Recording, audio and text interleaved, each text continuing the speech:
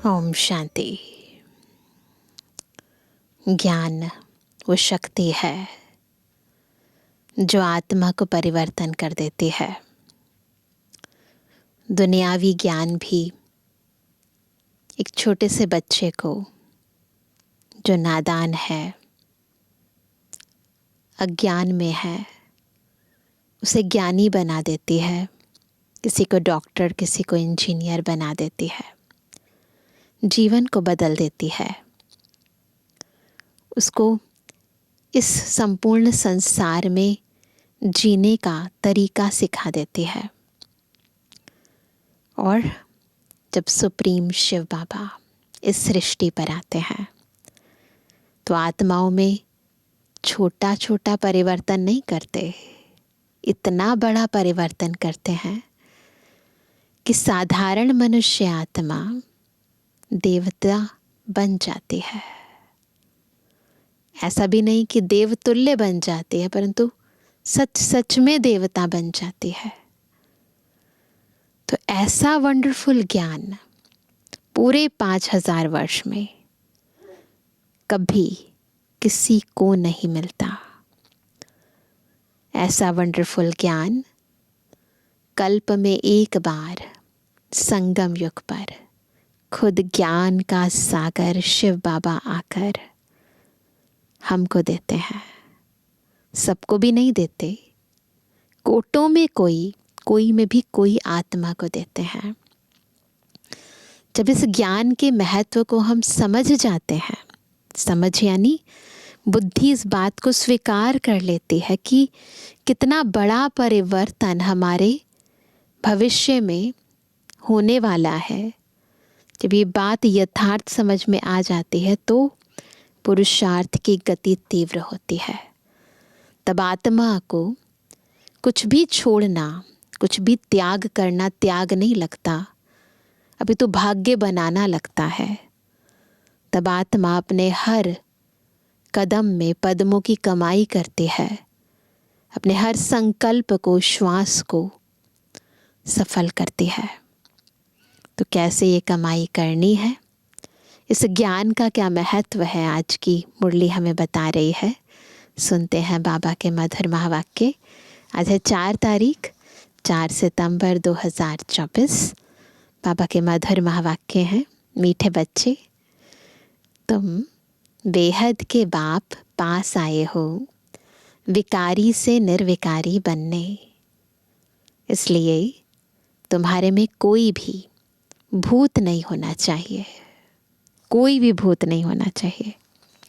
प्रश्न है, बाप अभी तुम्हें ऐसी कौन सी पढ़ाई पढ़ाते हैं जो सारे कल्प में नहीं पढ़ाई जाती?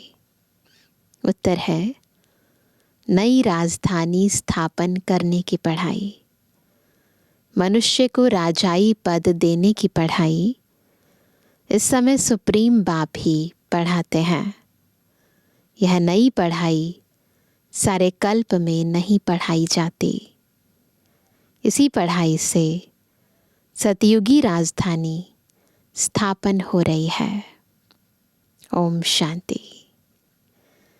यह तो बच्चे जानते हैं, हम आत्मा है ना कि शरीर। तो सभी सोल कॉन्शियस होकर बैठे हैं ना, सब जानते हैं। इनको कहा जाता है देही अभिमानी। मनुष्य सब है देह अभिमानी। यह है ही पाप आत्माओं की दुनिया अथवा विकारी दुनिया। रावण राज्य है, सतयुग पास्ट हो गया है, वहाँ सब निर्विकारी रहते थे। बच्चे जानते हैं हम ही पवित्र देवी देवता थे जो 84 जन्मों के बाद फिर पतित बने हैं। सब तो 84 जन्म नहीं लेते हैं। भारतवासी ही देवी देवता थे जिन्होंने कितने जन्म लिए? सबने तो 84 नहीं लिए ना, है ना। किसी ने 82, किसी ने 83, किसी ने 84 जन्म लिए हैं। वही पतित बने हैं भारत ही अविनाशी खंड गाया हुआ है। जब भारत में लक्ष्मी नारायण का राज्य था, तब इसे नई दुनिया, नया भारत कहा जाता था। अभी है पुरानी दुनिया, पुराना भारत। वह तो संपूर्ण निर्विकारी थे, कोई विकार नहीं थे। वह देवताएं ही 84 जन्म ले अभी पतित बने हैं। काम का भूत, क्रोध का भूत, लोभ का भूत, यह सब कड़े भूत हैं। इनमें मुख्य है, इन सब में मुख्य कौन सा है? जड़ जो है सारे भूतों की, देह अभिमान का भूत। रावण का राज्य है ना, यह रावण है भारत का आधा कल्प का दुश्मन। जब मनुष्य में 5 विकार प्रवेश करते हैं, इन देवताओं में यह भूत नहीं थे, है ना। आधा कल्प के बाद ये 5 विकार प्रवेश करते हैं।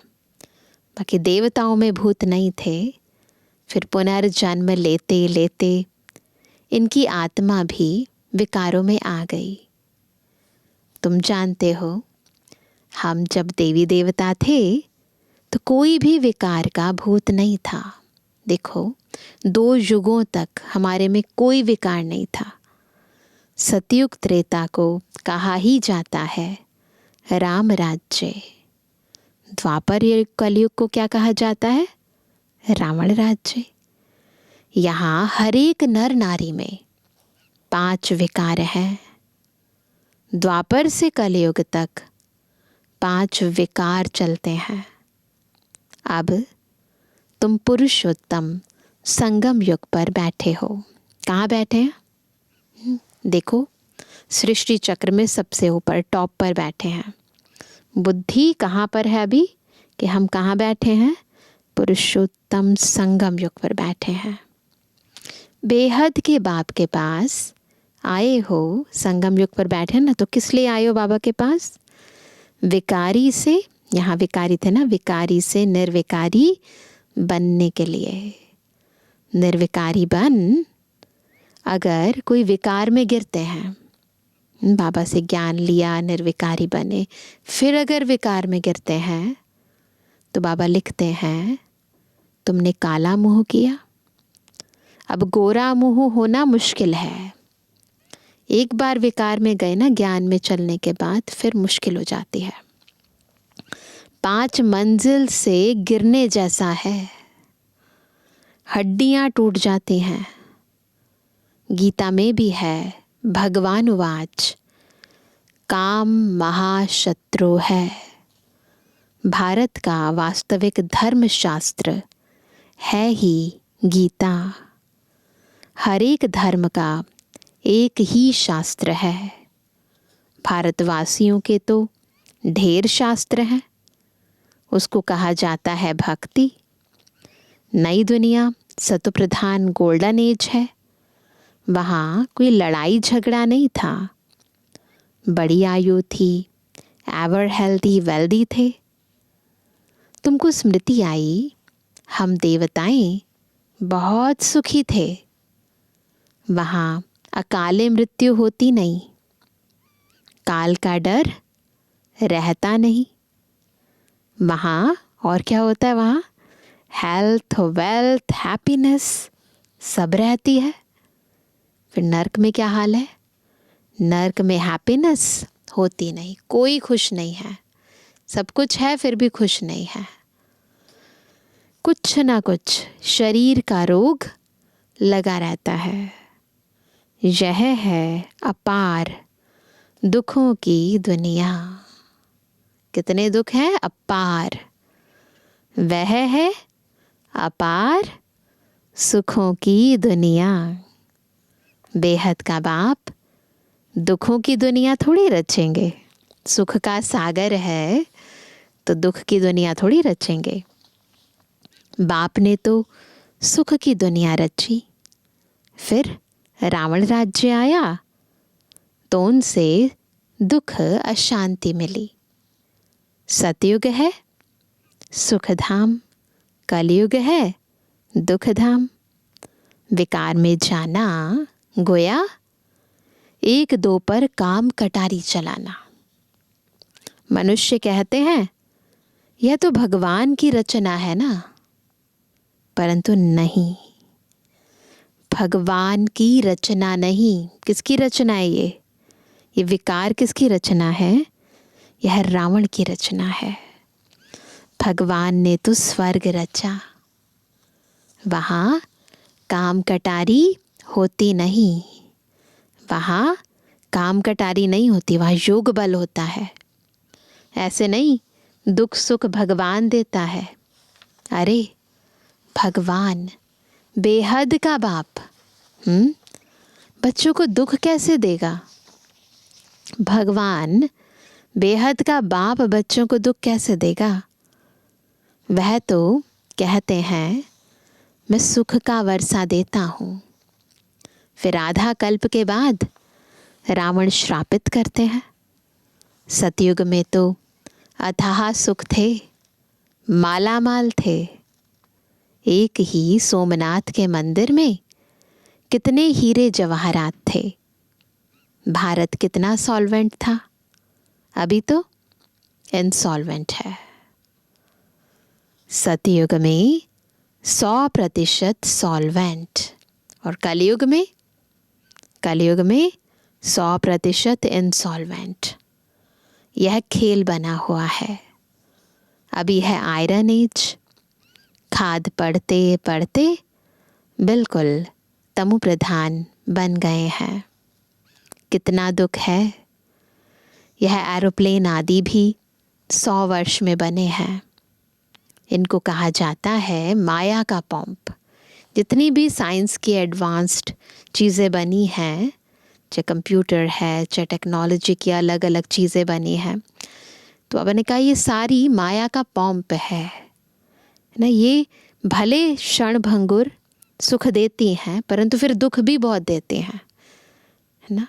एक बारी सुखों की आदत पड़ जाए ना, फिर अगर वो ना मिले तो कितना दुख होता है। तो इसलिए बाबा कहते हैं कि ये सारा माया का पंप है। तो मनुष्य समझते साइंस ने तो स्वर्ग बना दिया है, परंतु यह है रावण का स्वर्ग, राम का स्वर्ग नहीं है ये। कलयुग में माया का पंप देख तुम्हारे पास मुश्किल आते हैं। समझते हैं हमारे पास तो महल मोटरें आदि हैं। बाप कहते हैं स्वर्ग तो सतयुग को कहा जाता है, जब इन लक्ष्मी नारायण का राज्य था। अब इन लक्ष्मी नारायण का राज्य थोड़ी है। अब कलयुग के बाद फिर इनका राज्य आएगा। पहले भारत बहुत छोटा था। लक्ष्मी नारायण के राज्य में इनफैक्ट सारी सृष्टि ही छोटी सी थी। नई दुनिया में होते ही हैं 9 लाख देवताएं। जो इनिशियल पॉपुलेशन है स्वर्ग की 9 लाख। बस पीछे वृद्धि को पाते रहते हैं। सारी सृष्टि वृद्धि को पाती है ना। पहले पहले सिर्फ देवी देवता थे। तो बेहद का बाप वर्ल्ड की हिस्ट्री ज्योग्राफी बैठ समझाते हैं। बाप बगैर कोई बतला ना सके, उनको कहा जाता है नॉलेजफुल गॉड फादर, सब आत्माओं का फादर। आत्माएं सब भाई भाई हैं, फिर भाई और बहन बनती हैं। तुम सब हो एक प्रजापिता ब्रह्मा के एडॉप्टेड चिल्ड्रन। सभी आत्माएं उनकी संतान तो हैं ही। उनको कहा जाता है परम पिता। उनका नाम है शिव। बस बाप समझाते हैं मेरा नाम एक ही शिव है। फिर भक्ति मार्ग में मनुष्यों ने बहुत मंदिर बनाए हैं, तो बहुत नाम रख दिए हैं। भक्ति की सामग्री कितनी ढेर है, उसको पढ़ाई नहीं कहेंगे। उसमें एम ऑब्जेक्ट कुछ भी नहीं। पढ़ाई मतलब कुछ तो लक्ष्य है ना, जिसलिए पढ़ाई पढ़ रहे हो। परंतु भक्ति में कोई एम ऑब्जेक्ट नहीं है ही नीचे उतरने की। नीचे उतरते उतरते तमो प्रधान बन जाते हैं, फिर सतो प्रधान बनना है तुमको, है ना। फिर सबको सतो प्रधान बनना है। तुम सतो प्रधान बनकर स्वर्ग में आएंगे और बाकी सब सतो प्रधान बन शांति धाम में रहेंगे। सतो प्रधानता की भी जो अवस्था है ना, वो सबकी अलग अलग है। बनेंगे सब सतो प्रधान ना, सारी दुनिया की सब आत्माएं। हम सतो प्रधान बनकर स्वर्ग में आएंगे और वो ऊपर। यह अच्छी रीति याद करो। बाबा कहते हैं, तुमने हमको बुलाया है बाबा, हम पतितों को आकर पावन बनाओ। तो अब मैं सारी दुनिया को पावन बनाने आया हूँ। मनुष्य समझते हैं गंगा स्नान करने से पावन बन जाएंगे। गंगा को पतित पावनी समझते हैं। कुएं से पानी निकला, उसको भी गंगा का पानी समझ स्नान करते हैं। तो अंधश्रद्धा बहुत है। गुप्त गंगा समझते हैं। तीर्थ यात्रा पर व कोई पहाड़ी पर जाएंगे, उसको भी गुप्त गंगा कहेंगे। कहीं से थोड़ा झरना निकल रहा होगा, कहेंगे गुप्त गंगा है। तो बाबा कहते हैं गुप्त गंगा समझते हैं, इसको कहा जाता है झूठ। गॉड इज ट्रुथ कहा जाता है, ये सब झूठ है। बाकी रावण राज्य में सब हैं झूठ बोलने वाले।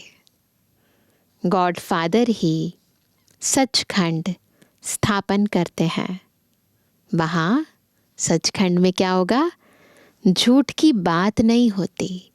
सब अपने सत्य स्वरूप में स्थित रहते हैं। इसीलिए जो कर्म करते हैं वो भी सत्य स्वरूप में स्थित होकर करने के कारण श्रेष्ठ होता है, सत्य होता है, उससे प्राप्ति होती है, उससे सुख मिलता है ना। परंतु यहाँ पर बॉडी कॉन्शियसनेस में के कारण, अपने को दे समझने के कारण जो कर्म करते हैं वो भी झूठ होता है। तो जो फल मिलता है वो भी क्षणभंगुर मिलता है ना। अभी खुशी मिल रही है, थोड़ी देर बाद गम मिलने लगता है। तो ये दुनिया है झूठी और वो दुनिया है सच्ची। वहाँ झूठ की बात नहीं है, वहाँ झूठ की बात नहीं होती। देवताओं को भोग भी शुद्ध लगाते हैं। अभी तो है आसुरी राज्य, सतयुग त्रेता में है ईश्वरीय राज्य, जो अब स्थापन हो रहा है। ईश्वर ही आकर सबको पावन बनाते हैं। देवताओं में कोई विकार होता नहीं। यथा राजा रानी तथा प्रजा सब पवित्र होते हैं। यहाँ सब है पापी, कामी, क्रोधी। नई दुनिया को स्वर्ग और इसको नर्क कहा जाता है। नर्क को स्वर्ग बाप के सिवाय कोई बना ना सके, है ना। और किसी में ताकत ही नहीं है कि नर्क को स्वर्ग बना दे। यहाँ तो इंसान अपनी एक भी कोई कमी कमज़ोरी है ना, उसको निकाल भी नहीं पाता है। जानता है इसके कारण मैं बार बार दुखी होता हूँ, दूसरे मुझसे दुखी होते हैं, उस कमज़ोरी को ही नहीं निकाल पाता। तो दुनिया को बदलने की तो बात ही अलग है। तो इतनी शक्ति केवल बाबा हमको देते हैं, सारी दुनिया बदल देते हैं। यहाँ सब है नरकवासी, पतित। सतयुग में है पावन। वहाँ ऐसे नहीं कहेंगे कि हम पतित से पावन होने के लिए स्नान करने जाते हैं। सतयुग में ऐसे कोई नहीं कहेगा। यह वैरायटी मनुष्य सृष्टि रूपी झाड़ है, बीज रूप है भगवान, वही रचना रचते हैं। पहले पहले रचते हैं देवी देवताओं की। सबसे पहले बाबा क्रिएटर है ना, तो सबसे पहले बाबा इस सृष्टि पर देवी देवताओं को रचते हैं। यानी हमें ये ज्ञान सुनाकर योग की शक्ति से हमें देवी देवता बना देते हैं। तो पहले पहले रचते हैं देवी देवताओं को, फिर वृद्धि को पाते पाते इतने धर्म हो जाते हैं। पहले एक धर्म एक राज्य, है ना। पहले तो सतयुग में एक धर्म एक राज्य था, सुख ही सुख था। मनुष्य चाहते भी हैं विश्व में शांति हो। वह अभी तुम स्थापन कर रहे हो। चाहते हैं ना, तो उसकी स्थापना करनी पड़ेगी। उस शांति देश की, उस अंतर की शांति की स्थापना करनी पड़ेगी। कैसे? बाबा की याद से, है ना। बाकी सब खत्म हो जाएंगे, बाकी थोड़े रहेंगे।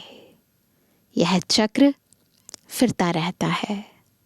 अभी है कलयुग अंत और सतयुग आदि का पुरुषोत्तम संगम युग। इसको कहा जाता है कल्याणकारी पुरुषोत्तम संगम युग। कलयुग के बाद सतयुग स्थापन हो रहा है। तुम संगम पर पढ़ते हो, इसका फल सतयुग में मिलेगा। अभी हम पढ़ते हैं, फल मिलेगा सतयुग में। यहाँ जितना पवित्र बनेंगे और पढ़ेंगे उतना ऊंच पद पाएंगे, है ना। तो सतयुग में तो मिलेगा ही ऊंच पद, परंतु यहाँ पर भी ये जो बाबा को याद करने से, ज्ञान अर्जन करने से खुशी मिलती है, तो ये खुशी भी कुछ कम नहीं है। दुख की दुनिया में हमें बाबा अतीन्द्रिय सुख देते हैं, तो ये कुछ कम है क्या? ऐसी पढ़ाई कहाँ होती नहीं। तुमको इस पढ़ाई का सुख नई दुनिया में मिलेगा। अगर कोई भी भूत होगा तो क्या होगा? एक तो सज़ा खानी पड़ेगी, भूत के कारण सज़ा खानी पड़ेगी। दूसरा, फिर वहाँ कम पद पाएंगे। जो संपूर्ण बन औरों को भी पढ़ाएंगे तो उच्च पद भी पाएंगे। कितने सेंटर्स हैं? लाखों सेंटर्स हो जाएंगे। सारे विश्व में सेंटर्स खुल जाएंगे। पाप आत्मा से पुण्य आत्मा बनना ही है। ये बातें साकार बाबा के टाइम की हैं, परंतु आज हम सभी ये प्रैक्टिकल रूप में देख रहे हैं। तुम्हारी एम ऑब्जेक्ट भी है। पढ़ाने वाला एक शिव बाबा है। वह है ज्ञान का सागर, सुख का सागर। बाप ही आकर पढ़ाते हैं। यह नहीं पढ़ाते, इनके द्वारा वह पढ़ाते हैं। इनको गाया जाता है भगवान का रथ, भाग्यशाली रथ। तुमको कितना पद्मा पदम भाग्यशाली बनाते हैं। ब्रह्मा बाबा है भाग्यशाली रथ, भागीरथ। हम भी कौन बनते हैं? पद्मा पदम भाग्यशाली। तुम बहुत साहूकार बनते हो, कभी भी बीमार नहीं पड़ते। हेल्थ, वेल्थ, हैप्पीनेस सब मिल जाता है। यहाँ भल धन है, परंतु बीमारियां आदि हैं। वह हैप्पीनेस रह ना सके, कुछ ना कुछ दुख रहता है। उनका तो नाम ही है सुख धाम, स्वर्ग, पैराडाइज। इन लक्ष्मी नारायण को यह राज्य किसने दिया? यह कोई भी नहीं जानते। यह भारत में रहते थे, विश्व के मालिक थे, है ना। लक्ष्मी नारायण विश्व के मालिक थे, कोई पार्टीशन आदि नहीं था। अभी तो कितने पार्टीशन है, रावण राज्य है, कितने टुकड़े टुकड़े हो गए हैं, लड़ते रहते हैं। वहाँ तो सारे भारत में इन देवी देवताओं का राज्य था, कोई टुकड़ा नहीं था वहाँ, है ना। एक ही देश, एक ही भाषा, एक ही सब कुछ, सब एक जैसे देवी देवता, दैवी गुणों से संपन्न। और अभी तो वैरायटी वैरायटी है।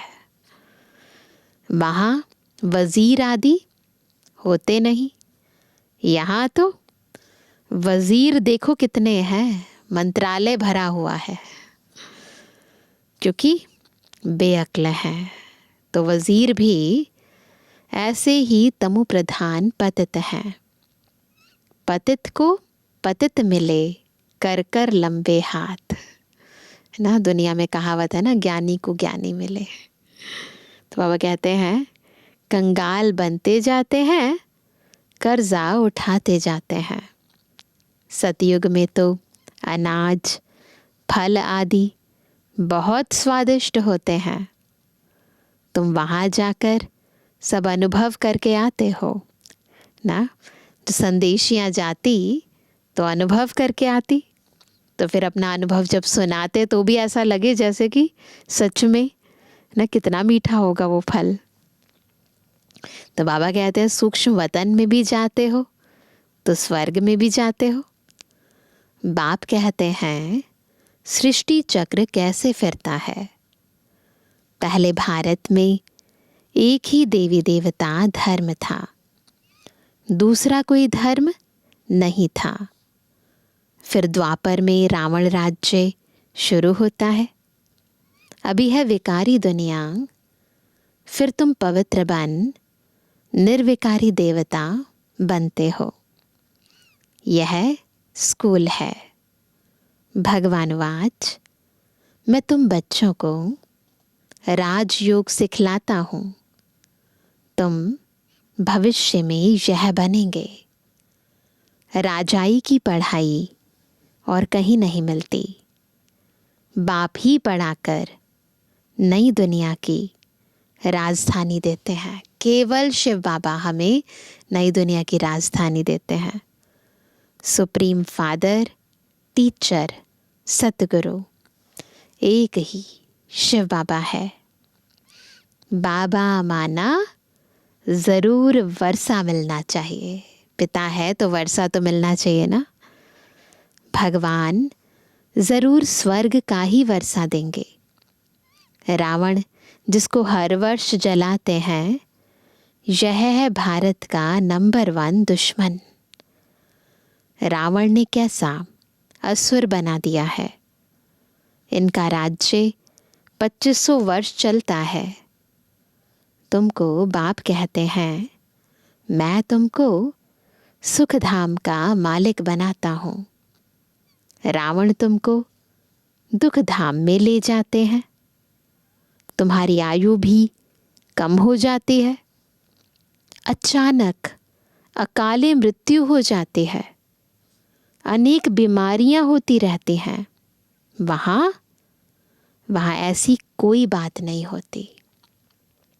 नाम ही है स्वर्ग। अभी अपने को हिंदू कहलाते हैं क्योंकि पतित हैं, तो देवता कहलाने लायक नहीं है। बाप इस रथ द्वारा बैठ समझाते हैं, इनके बाजू में आकर बैठते हैं, है ना। शिव बाबा ब्रह्मा बाबा की भ्रुकुटी में, है ना, बाजू में आकर बैठते हैं। दोनों आत्माएं पास पास में बैठती हैं तुमको पढ़ाने। तो यह भी पढ़ते हैं। हम सब स्टूडेंट हैं। एक बाप ही टीचर है, बाकी हम सब स्टूडेंट हैं। अभी बाप पढ़ाते हैं, फिर आकर 5000 वर्ष के बाद पढ़ाएंगे। यह ज्ञान, यह पढ़ाई फिर गुम हो जाएगी। पढ़कर तुम देवता बने, 2500 वर्ष सुख का वर्षा लिया। फिर है दुख, रावण का श्राप। बाबा वरदान देते हैं, रावण श्राप देते हैं। अभी भारत बहुत दुखी है। यह है दुख धाम। पुकारते भी है ना, पतित पावन आओ, आकर पावन बनाओ। अभी तुम्हारे में कोई भी विकार नहीं होना चाहिए, परंतु क्या होता है, होना तो नहीं चाहिए। ब्राह्मण बन गए, बाबा के बच्चे बन गए, होना तो नहीं चाहिए, परंतु आधा कल्प की बीमारी कोई जल्दी थोड़ी निकलती है। उस पढ़ाई में भी जो अच्छी रीति नहीं पढ़ते हैं वह फेल होते हैं। जो पास विद ऑनर होते हैं वह तो स्कॉलरशिप लेते हैं। तुम्हारे में भी जो अच्छी रीति पवित्र बन और फिर दूसरों को बनाते हैं तो यह प्राइज लेते हैं। माला होती है 8 की, क्या प्राइज मिलती है? विश्व की बादशाही। तो माला तो 8 की होती है, वह है पास विद ऑनर। फिर 108 की माला भी होती है, वह माला भी सिमरी जाती है। मनुष्य इसका रहस्य थोड़ी समझते हैं। कौन है वो मणके, कब बनते हैं वो, ये बाबा आकर हमें बताते भी हैं और बनाते भी हैं। माला के ऊपर है फूल, शिव बाबा का प्रतीक। फिर होता है डबल, है ना, मेरू दाना होता है ना, फिर है डबल दाना मेरू। स्त्री और पुरुष दोनों पवित्र बनते हैं। यह पवित्र थे ना, स्वर्गवासी कहलाते थे। यही आत्मा फिर पुनर्जन्म लेते लेते अब पतित बन गई है। अब शिव बाबा ब्रह्मा बाबा के बारे में बता रहे हैं, उन्हीं की भ्रुकुटी में बैठकर, उन्हीं के मुख से। तो बाबा कहते हैं पतित बन गई है, फिर यहाँ से पवित्र बन पावन दुनिया में जाएंगे। वर्ल्ड की हिस्ट्री, ज्योग्राफी रिपीट होती है ना। विकारी राजाएं निर्विकारी राजाओं के मंदिर आदि बनाकर उन्हों को पूजते हैं। वही फिर पूज्य से पुजारी बन जाते हैं। विकारी बनने से फिर वह लाइट का ताज भी नहीं रहता है, पवित्रता नहीं रहती ना। यह खेल बना हुआ है, पहले पवित्र बनेंगे फिर अपवित्र बनेंगे। यह है बेहद का वंडरफुल ड्रामा। पहले एक ही धर्म होता है जिसको राम राज्य कहा जाता है। फिर क्या होता है, और धर्म वाले आते हैं। यह सृष्टि का चक्र कैसे फिरता रहता है, सो एक बाप ही समझा सकते हैं। भगवान तो एक ही है, ये सारी बातें केवल शिव बाबा समझा सकते हैं। अच्छा मीठे किसी के लिए जवानी बच्चों पे जुबानी बाप दादा का दिल जान सको प्रेम से नंबरवार प्रसाद अनुसार याद। रूहानी बच्चों की, रूहानी बाप दादा को गुड मॉर्निंग, नमस्ते नमस्ते नमस्ते। धारणा के लिए मुख्य सार पहला, स्वयं भगवान टीचर बनकर पढ़ाते हैं, इसलिए अच्छी रीति पढ़ना है। स्कॉलरशिप लेने के लिए पवित्र बनकर दूसरों को पवित्र बनाने की सेवा करनी है। दूसरा, अंदर में काम क्रोध आदि के जो भी भूत प्रवेश हैं उन्हें निकालना है। एम ऑब्जेक्ट को सामने रखकर पुरुषार्थ करना है। वरदान है, माया की छाया से निकल याद की छत्र छाया में रहने वाले बेफिक्र बादशाह भव। कैसे बनेंगे बेफिक्र बादशाह? जब माया की छाया से निकलकर याद की छत्र छाया में रहेंगे। जो सदा बाप के याद की छत्र छाया के नीचे रहते हैं वो स्वयं को सदा सेफ अनुभव करते हैं। माया की छाया से बचने का साधन है बाप की छत्र छाया। छत्र छाया में रहने वाले सदा बेफिक्र बादशाह होंगे। अगर कोई फिक्र है तो खुशी गुम हो जाती है ना? खुशी गुम हुई, कमज़ोर हुए तो माया की छाया का प्रभाव पड़ जाता है, क्योंकि कमज़ोरी ही माया का आह्वान करती है। माया की छाया स्वप्न में भी पड़ गई तो बहुत परेशान कर देगी। इसलिए सदा छत्र छाया के नीचे रहो। बस सदा एक बाबा की याद दिल में समाई हुई हो। बाबा को भूल गए तो, बाबा कई बार कहते हैं ना, बाप नहीं तो पाप हो जाता है। इसलिए बाबा की याद की छत्र छाया के नीचे रहो। स्लोगन है, समझ के स्क्रू ड्राइवर से। कौन सा स्क्रू ड्राइवर यूज़ करना है? समझ का। तो समझ के स्क्रू ड्राइवर से अलबेलेपन के लूज स्क्रू को टाइट कर सदा अलर्ट रहो। अलबेलापन नहीं, बुद्धि से काम लो और इस अलबेलेपन के स्क्रू को टाइट कर दो जो लूज हो गया है। अच्छा, अभी सुनते हैं आज का व्यक्ति इशारा। जो सर्व प्राप्तियों से तृप्त रहते हैं, उनकी स्थिति इच्छा मात्रम अविद्या की स्वतः बन जाती है। उनमें कामना के बजाय सामना करने की शक्ति होती है। वे किसी की भी इच्छाओं की पूर्ति कर सकते हैं। अगर स्वयं में ही कोई इच्छा रही होगी तो वह दूसरे की इच्छाओं को पूर्ण नहीं कर सकेंगे। तो इसलिए इच्छा मात्रम अविद्या बनो। अच्छा, ओम शांति।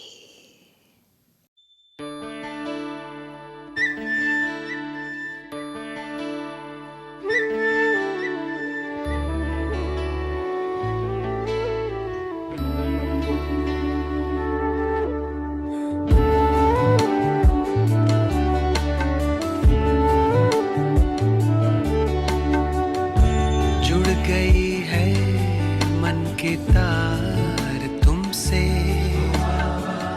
शक्तियाँ मिल रही अपार तुमसे। भाग्य के द्वारे खुले हमको हमारे मिले। भाग्य के द्वारे खुले हमको हमारे मिले। आए जीवन में ये बहार तुमसे ओ बाबा। जुड़ गई है मन की तार तुमसे। शक्तियाँ मिल रही अपार तुमसे।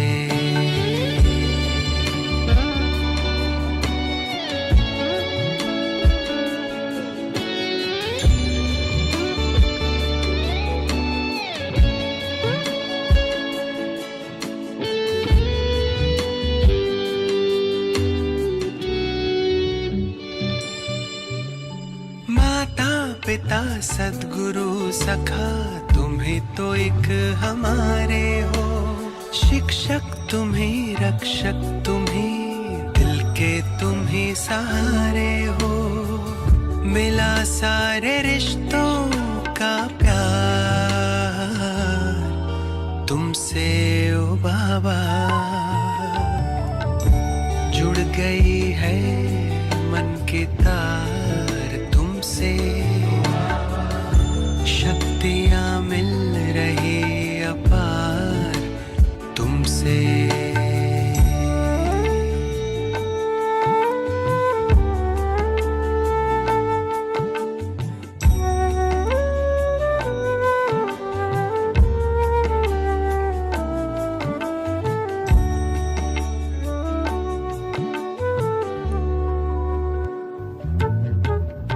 दुनिया से दूर तारों के गान तुम मुझ मुझे ले आए हो कांटों से दूर, फूलों की छाँव में मुझे बिठाए हो, किरणों की बाहों का तुमसे ओ बाबा जुड़ गई है मन की तार तुमसे, शक्तियाँ मिल रही अपार तुमसे, भाग्य के द्वारे खुले हमको हमारे मिले, आए जीवन में